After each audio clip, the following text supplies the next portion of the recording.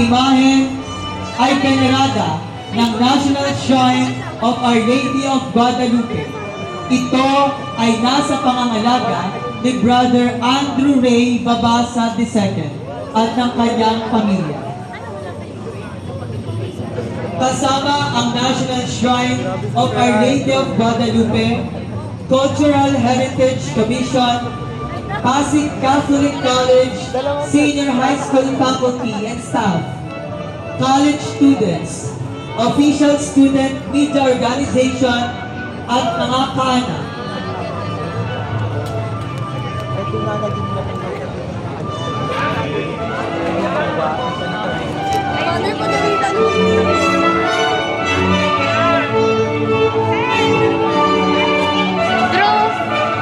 Viva la Virgen!